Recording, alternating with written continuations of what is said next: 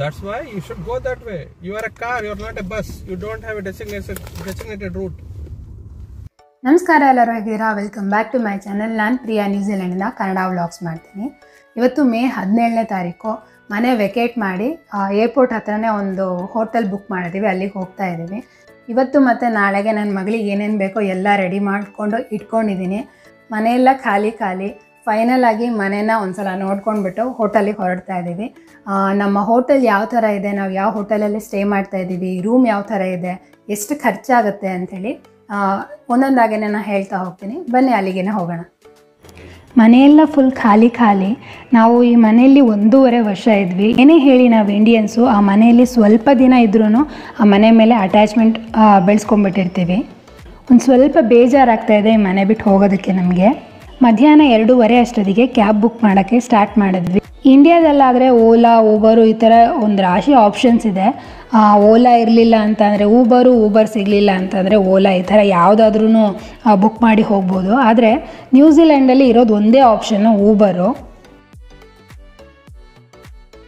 ಆ ಊಬರಲ್ಲಿ ಬುಕ್ ಮಾಡೋ ಸ್ಥಿತಿ ದೇವ್ರಿಗೆ ಕೊಟ್ಟರು ಬೇಡ, ಅಷ್ಟು ಖರಾಬಾಗಿದೆ. ಯಾಕಂದರೆ ಅದರಲ್ಲಿ ನಾರ್ಮಲಾಗಿ ಸೈನ್ ಇನ್ ಆಗೋದಕ್ಕೆ ಬರೋದೇ ಇಲ್ಲ. ಇದೇನೋ ಫೇಸ್ಬುಕ್ ಪೇಜಲ್ಲೆಲ್ಲ ಹೋಗಿಬಿಟ್ಟು ಸೈನ್ ಇನ್ನೋ ಲಾಗಿನ್ ಆಗಬೇಕು ಅಂಥೇಳಿ ತೋರಿಸ್ತು. ನನಗೂ ಆ ಟೆನ್ಷನ್ನಲ್ಲಿ ಫೇಸ್ಬುಕ್ ನಂದು ಯೂಸರ್ ID ಪಾಸ್ವರ್ಡೇ ನೆನಪಾಗ್ತಾ ಇಲ್ಲ. ಮತ್ತೆ ಅದನ್ನು ರೀಸೆಟ್ ಮಾಡಬೇಕಾಯ್ತು. ಸರಿ, ರೀಸೆಟ್ ಪಿನ್ ಎಲ್ಲ ಮಾಡಿ ಲಾಗಿನ್ ಆಯ್ತಲ್ಲ ಅಂಥೇಳಿ ಡೆಬಿಟ್ ಕಾರ್ಡ್ ಆ್ಯಡ್ ಮಾಡೋಕ್ಕೆ ಅಂತ ಹೋದರೆ ಡೆಬಿಟ್ ಕಾರ್ಡು ಆ್ಯಡ್ ಆಗ್ತಾ ಇಲ್ಲ. ಅಲ್ಲಿ ಹೋಗ್ಲಿ ಕ್ಯಾಶ್ ಆರು ಕೊಡೋಣ ಅಂತಂದರೆ ಕ್ಯಾಶ್ ಅಂತ ಸೆಲೆಕ್ಟ್ ಮಾಡೋ ಆಪ್ಷನ್ನೇ ಇರಬಾರ್ದು ಅಲ್ಲಿ. ಹೋಗೋದ್ಲಾಗೆ ಇವತ್ತಿನ ದಿನವೇ ಸರಿ ಇಲ್ಲ ಅಂಥೇಳಿ ಬೈಕೊಂಡು ನೆಕ್ಸ್ಟ್ ಕಸ್ಟಮರ್ ಕೇರ್ಗೆ ಕಾಲ್ ಮಾಡಿ ಅವರಿಗೆಲ್ಲ ಏನೇನೋ ತಲೆ ತಿಂದು ಫೈನಲ್ ಆಗಿ ಡೆಬಿಟ್ ಕಾರ್ಡ್ ಆ್ಯಡ್ ಆಯಿತು. ಸರಿ, ಎಲ್ಲ ಆಯ್ತಲ್ಲ ಬಿಡು, ಕ್ಯಾಬ್ ಬುಕ್ ಮಾಡೋಣ ಅಂತಂದರೆ ಒಂದೂ ಕ್ಯಾಬ್ ಸಿಗ್ತಾ ಇಲ್ಲ. ಇನ್ನು ತಡ ಮಾಡಿದ್ರೆ ಆಗೋದಿಲ್ಲ ಅಂಥೇಳಿ ಪಕ್ಕದಲ್ಲೇ ಒಂದು ಎಮರ್ಜೆನ್ಸಿ ಹಾಸ್ಪಿಟಲ್ ಇದೆ, ಅಲ್ಲಿ ತುಂಬಾ ಕ್ಯಾಬ್ಗಳು ನಿಂತಿರುತ್ತೆ. ನನ್ನ ಹಸ್ಬೆಂಡು ಅಲ್ಲಿಗೆ ಹೋಗಿ ಕ್ಯಾಬ್ನ ಕರ್ಕೊಂಡು ಬಂದರು. ಉಸ್ಸಪ್ಪ ಅಂಥೇಳಿ ಉಸಿರಾಡೋ ಅಷ್ಟರಲ್ಲಿ ಇನ್ನೊಂದು ಪ್ರಾಬ್ಲಮ್ ಸ್ಟಾರ್ಟ್ ಆಯಿತು. ಇಲ್ಲೆಲ್ಲ ಕ್ಯಾಬ್ ಡ್ರೈವರ್ಸ್ಗಳು ಹೆಂಗೆ ಮಾಡ್ತಾರೆ ಅಂತಂದರೆ ಇಲ್ಲಿ 2 ರೂಟ್ ಇದೆ. ಏರ್ಪೋರ್ಟಿಂದ ಬೇರೆ ಅಂದರೆ ಸಿಟಿ ಕಡೆ ಒಳಗೆ ಬರೋದಕ್ಕೆ 2 ರೂಟ್ ಇದೆ. ಒಂದು ಕಿಲ್ಬರ್ನಿಯಿಂದ ಹೋಗ್ಬೋದು. ಕ್ಯಾಬ್ ಡ್ರೈವರ್ಗಳು ಆ ಕಿಲ್ಬರ್ನಿ ರೂಟ್ನ ತೊಗೊಳ್ಳೋದೇ ಇಲ್ಲ. ಯಾಕೆ ಅಂತಂದರೆ ಆ ರೂಟು ತುಂಬ ಏನೋ ಕಡಿಮೆ ಡಿಸ್ಟೆನ್ಸು ಮತ್ತು ಟ್ರಾಫಿಕ್ಕು ಇರೋದಿಲ್ಲ. ಇನ್ನೊಂದು ರೂಟ್ನ ತೊಗೊಂಡ್ಬಿಡ್ತಾರೆ ಎಲ್ಲರೂ. ಯಾಕೆ ಅಂತಂದರೆ ಇನ್ನೊಂದು ರೂಟು ತುಂಬಾ ಲಾಂಗ್ ಡಿಸ್ಟೆನ್ಸು, ತುಂಬಾ ಟ್ರಾಫಿಕ್ ಇರುತ್ತೆ. ಅವರು ಕೂಡ ಈಸಿಯಾಗಿ ಹಣ ಮಾಡ್ಕೊಬೋದಲ್ಲ, ಹಾಗಾಗಿ ಎಲ್ಲರೂ ಆ ರೂಟ್ನ ತೊಗೊಳ್ತಾರೆ. ಫಸ್ಟ್ ಟೈಮ್ ಬಂದಾಗಲೂ ಅಷ್ಟೇ, ಏರ್ಪೋರ್ಟಿಂದ ನಮ್ಮ ಮನೆಗೆ ತುಂಬಾ ಹತ್ತಿರ. ಬಸ್ಸಲ್ಲಂತೂ ಬಂದರೆ 5 ನಿಮಿಷ ಸಾಕು. ಅದಕ್ಕೆ 1.5 ಗಂಟೆ ಆ ಕ್ಯಾಬನ್ನು ಸುತ್ತಾಡಿಸ್ಬಿಟ್ಟು ಫೈನಲ್ ಆಗಿ ನಮ್ಮ ಹತ್ರ ತೊಗೊಂಡಿದ್ದು ಎಷ್ಟು ಗೊತ್ತೋ $75 ಆಯಿತು ಅಲ್ಲಿಂದ ಇಲ್ಲಿಗೆ ಬರೋದಕ್ಕೆ. This time I feel the same. That's why you should go that way. You are a car, you are not a bus. You don't have a designated route.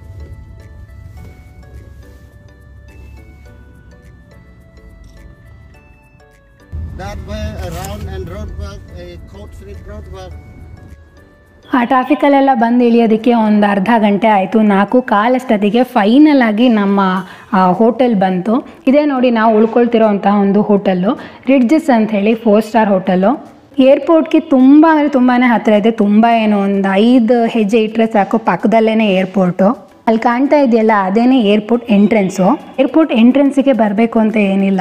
ಈ ಹೋಟೆಲಲ್ಲಿ ಫಸ್ಟ್ ಫ್ಲೋರಿಗೆ ಹೋದರೆ ಸಾಕು, ಅಲ್ಲಿಂದ ಡೈರೆಕ್ಟಾಗಿ ಏರ್ಪೋರ್ಟ್ ಒಳಗಡೆನೇ ಜಾಗ ಇದೆ, ಅಂದರೆ ಪಾತ್ ಇದೆ ಹೋಗೋದಕ್ಕೆ. ಬನ್ನಿ ಇವಾಗ ಹೋಟೆಲ್ ಒಳಗಡೆ ಎಲ್ಲ ಹೆಂಗಿದೆ ಅಂಥೇಳಿ ತೋರಿಸ್ತಾ ಹೋಗ್ತೀನಿ. ಇಲ್ಲಿ ಒಂದಿಷ್ಟು ಫರ್ನಿಚರ್ಸ್ ಎಲ್ಲ ಇಟ್ಟಿದ್ದಾರೆ. ಮತ್ತು ಇಲ್ಲಿ ಯಾರ್ಯಾರು ಉಳ್ಕೊಳ್ತಾರಲ್ಲ ಗೆಸ್ಟು, ಅವರಿಗೆ ಜಿಮ್ ಫೆಸಿಲಿಟಿನೂ ಕೂಡ ಇದೆ. ಬೇಕಾದ್ರೆ ಹೋಗಿ ವರ್ಕೌಟ್ ಎಲ್ಲ ಮಾಡ್ಕೊಂಡು ಬರ್ಬೋದು. ಇಲ್ಲಿ ಆ್ಯಂಬಿಯನ್ಸ್ ಅಂತೂ ನಂಗೆ ತುಂಬಾ ಇಷ್ಟ ಆಯಿತು. ಇಷ್ಟು ಕಡೆ ಈ ಥರ ಪೇಂಟಿಂಗ್ಗಳನ್ನೆಲ್ಲ ಹಾಕಿದ್ದಾರೆ, ನೋಡೋಕ್ಕಂತೂ ತುಂಬಾ ಚೆನ್ನಾಗಿತ್ತು.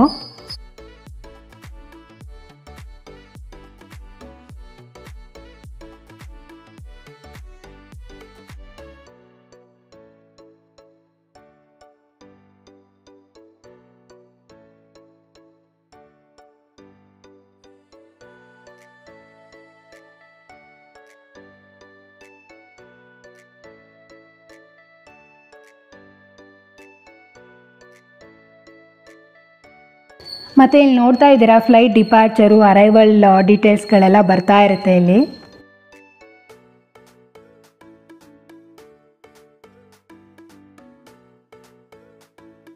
ಇದೇನಪ್ಪ ಇಷ್ಟೆಲ್ಲ ಬಾಟಲ್ಸ್ ಇಟ್ಟಿದ್ದಾರೆ ಅಂತ ಅಂದ್ಕೊಂಡ್ರೆ, ನಾನು ಕೂಡ ಫಸ್ಟ್ ಹಾಗೆ ಅಂದ್ಕೊಂಡೆ.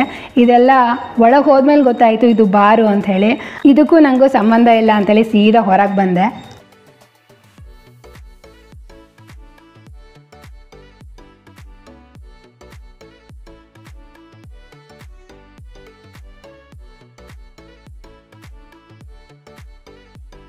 ಇನ್ನೊಂದು ಸೈಡಲ್ಲಿ ಈ ಥರ ದೊಡ್ಡ ಡೈನಿಂಗ್ ಹಾಲು, ಪಕ್ಕದಲ್ಲೇ ನೋಡಿ ಏನಿದೆ ಅಂಥೇಳಿ ಫುಲ್ಲು ಏರ್ಪೋರ್ಟೇ ಕಾಣುತ್ತೆ. ಫ್ಲೈಟ್ ಟೇಕ್ ಆಫ್ ಆಗೋದು, ಲ್ಯಾಂಡ್ ಆಗೋದು ಕ್ಲಿಯರಾಗಿ ಕಾಣುತ್ತೆ ಇಲ್ಲಿ.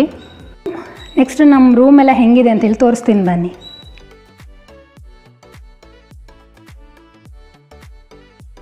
ನಾವಿದ್ದು ಸೆಕೆಂಡ್ ಫ್ಲೋರಲ್ಲಿ. ಒಳಗಡೆ ಬಂದರೆ ಈ ಥರ ಒಂದು AC ಟೆಂಪ್ರೇಚರ್ ಕಂಟ್ರೋಲಿಂಗ್ ಡಿವೈಸ್ ಇಟ್ಟಿದ್ದಾರೆ. ನೆಕ್ಸ್ಟ್ ಬರೋದು ಬಾತ್ರೂಮು. ಇಲ್ಲೊಂದು ದೊಡ್ಡ ಕನ್ನಡಿ, ಸ್ನಾನಕ್ಕೆ ಅಂಥೇಳಿ ಸೋಪು ಮತ್ತು ಶವರ್ ಕ್ಯಾಪ್ ಒಂದು ಕೊಟ್ಟಿದ್ದಾರೆ, ಟವಲ್ಸು.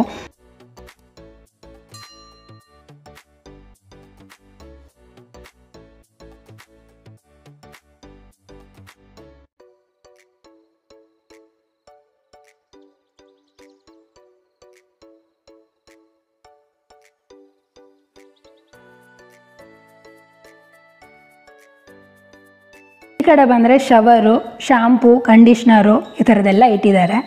ಈ ಹೋಟೆಲ್ಲು ಮತ್ತು ರೂಮ್ ಅಂತೂ ತುಂಬ ಅಂದರೆ ತುಂಬಾ ಕ್ಲೀನಾಗಿತ್ತು. ಕ್ಲೀನಾಗಿರಲಿಲ್ಲ ಅಂದರೆ ಜನ ಯಾಕೆ ಇಲ್ಲಿಗೆ ಬರ್ತಾರಲ್ವಾ.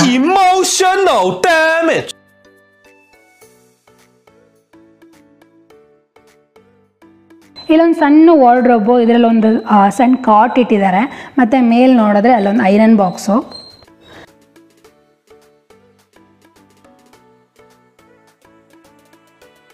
ನೋಡಿ ದೊಡ್ಡ ಕನ್ನಡಿ ಹಿಂದೆ ಗ್ಲಾಸಸ್ಸು, ಕಪ್ಸು, ಹಾಗೇ ಟೀ, ಕಾಫಿ ಪೌಡರು ಇದನ್ನೆಲ್ಲ ಇಟ್ಟಿದ್ದಾರೆ. ಕೆಳಗೆ ಬಂದರೆ ಒಂದು ಮಿನಿ ಫ್ರಿಜ್ ಇಟ್ಟಿದ್ದಾರೆ. ಮಿನಿ ಫ್ರಿಜ್ಜಲ್ಲಿ ಒಂದಿಷ್ಟು ಮಿಲ್ಕ್ ಪೌಡರ್ನೆಲ್ಲ ಇಟ್ಟಿದ್ರು. ಈ ಕಾಫಿ ಟೀ ಎಲ್ಲ ಮಾಡ್ಕೊಳ್ಳೋದಕ್ಕೆ ಹಾಕೋಬೋದು ಅದನ್ನು.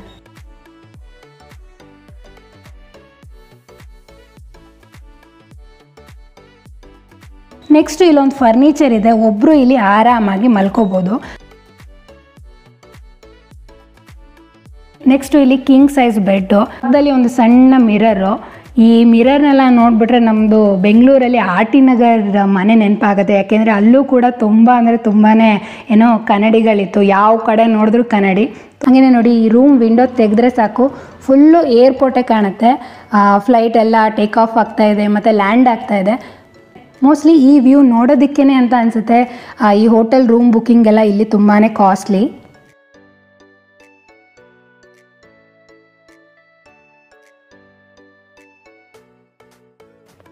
ಪಕ್ಕದಲ್ಲೇ ನೋಡಿ ಒಂದು LED TV. ಈ LED TV ನೋಡ್ದೇ ಎಷ್ಟು ವರ್ಷ ಆಯಿತು ಅಂತ ಅನಿಸುತ್ತೆ. ಯಾಕಂದರೆ ನಾವಿದ್ವಲ್ಲ ಆ ಮನೇಲಿ TV ಎಲ್ಲ ಏನೂ ಇರಲಿಲ್ಲ. ಅಕಸ್ಮಾತ್ TV ತೊಗೊಂಡ್ರು ನಮ್ಮ ಕನ್ನಡ ಚಾನಲ್ಸ್ಗಳಂತೂ ಬರೋಕ್ಕೆ ಚಾನ್ಸೇ ಇಲ್ಲ. ಇನ್ನು ಈ ಹೋಟೆಲಲ್ಲಿ ಒಂದು ದಿನ ಸ್ಟೇ ಮಾಡೋದಕ್ಕೆ ಎಷ್ಟಾಗುತ್ತೆ ಅಂತ ಹೇಳೋದಾದರೆ, ನೀವು ಯಾವ ರೂಮ್ನ ಬುಕ್ ಮಾಡ್ತೀರಾ ಅದ್ರ ಮೇಲೆ ಡಿಪೆಂಡು. ಅಂದರೆ ಇಲ್ಲಿ superior twin room, superior king room, ಆಮೇಲೆ ಡೀಲಕ್ಸ್ ರೂಮು, ಫ್ಯಾಮಿಲಿ ರೂಮು, ಈ ಥರ ಡಿಫ್ರೆಂಟ್ ವೆರೈಟೀಸ್ ಆಫ್ ರೂಮ್ಸ್ ಇದೆ. ನೀವು ಯಾವ ರೂಮ್ನ ಸೆಲೆಕ್ಟ್ ಮಾಡ್ತೀರಾ ಅದ್ರ ಮೇಲೆ ಕಾಸ್ಟ್ ಡಿಪೆಂಡ್ ಆಗಿರುತ್ತೆ. ನಾವು ಬುಕ್ ಮಾಡಿದ್ದು ಸ್ಟ್ಯಾಂಡರ್ಡ್ ಕಿಂಗ್ ರೂಮು. ಅದಕ್ಕೆ ಒಂದು ದಿನಕ್ಕೆ $249 ಆಗುತ್ತೆ. ಅಂದರೆ ಇಂಡಿಯನ್ ಕರೆನ್ಸಿಲಿ ಹೇಳೋದಿದ್ರೆ $12,500 ಆಗುತ್ತೆ. ನಾವಿಲ್ಲಿ ರೂಮ್ ಬುಕ್ ಮಾಡೋದಕ್ಕೆ $1 ಕೂಡ ಕೊಟ್ಟಿಲ್ಲ ಅಂತಂದರೆ ನಂಬ್ತೀರಾ? ಏನು ಇಷ್ಟು ದಿನ ಫ್ಲೈಟಲ್ಲಿ ಓಡಾಡಿದ್ವಲ್ಲ, ಅಂದರೆ ನನ್ನ ಹಸ್ಬೆಂಡು ಇಂಡಿಯಾ ಟು ನ್ಯೂಜಿಲೆಂಡ್ ಬಂದರು. ಈಗ ಮತ್ತೆ ನಾವು ನ್ಯೂಜಿಲೆಂಡ್ ಟು ಇಂಡಿಯಾ ಟ್ರಾವೆಲ್ ಮಾಡ್ತಾಯಿದ್ದೀವಿ. ನಾವು ಈ ರೂಮ್ ಬುಕ್ ಮಾಡೋದಕ್ಕೆಲ್ಲ ಕೈಯಿಂದ ಅಂತ $1 ಕೂಡ ಹಾಕಿಲ್ಲ. ಎಲ್ಲ ಫ್ಲೈಟ್ ಪಾಯಿಂಟ್ಸ್ಗಳೇನಿತ್ತು ಅದರಿಂದ ಬುಕ್ ಮಾಡಿರೋದು. ಮತ್ತು ಹೋಟೆಲ್ ಕೂಡ ತುಂಬಾ ಹೈಜಿನಿಕ್ ಆಗಿದೆ ಮತ್ತು ಲಕ್ಸುರಿಯಸ್ ಆಗಿದೆ. ಫ್ಲೈಟಲ್ಲಿ ಟ್ರಾವೆಲ್ ಮಾಡಿದ್ದೆಲ್ಲ ಪಾಯಿಂಟ್ಸ್ಗಳಿತ್ತು. ಈ ಪಾಯಿಂಟ್ಸ್ಗಳನ್ನೆಲ್ಲ ನಾವು ರೂಮ್ ಬುಕ್ ಮಾಡೋದಕ್ಕೆ ಯೂಸ್ ಮಾಡ್ಕೊಂಡ್ವಿ.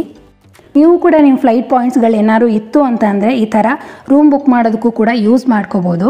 ಇದು ನಾವು ಸ್ಟೇ ಮಾಡಿದಂಥ ಹೋಟೆಲ್ಲು ಮತ್ತು ರೂಮು. ಹಾಗಿತ್ತು ಇವತ್ತಿನ ವಿಡಿಯೋ. ನೆಕ್ಸ್ಟ್ ವಿಡಿಯೋದಲ್ಲಿ ನಮ್ಮ ನ್ಯೂಜಿಲೆಂಡ್ ಟು ಇಂಡಿಯಾ ಜರ್ನಿ ಯಾವ ಥರ ಇತ್ತು ಅಂತ ಹೇಳಿ ವಿಡಿಯೋ ಹಾಕ್ತೀನಿ. ಈ ವಿಡಿಯೋ ಇಷ್ಟ ಆಗಿದ್ರೆ ಪ್ಲೀಸ್ ಲೈಕ್ ಮಾಡಿ, ಹಾಗೆ ಸಬ್ಸ್ಕ್ರೈಬ್ ಮಾಡೋದನ್ನು ಮರಿಬೇಡಿ. ನೆಕ್ಸ್ಟ್ ವಿಡಿಯೋದಲ್ಲಿ ಮತ್ತೆ ಮೀಟ್ ಮಾಡ್ತೀನಿ. ಅಲ್ಲಿ ತನಕ ಬಾಯ್ ಬಾಯ್.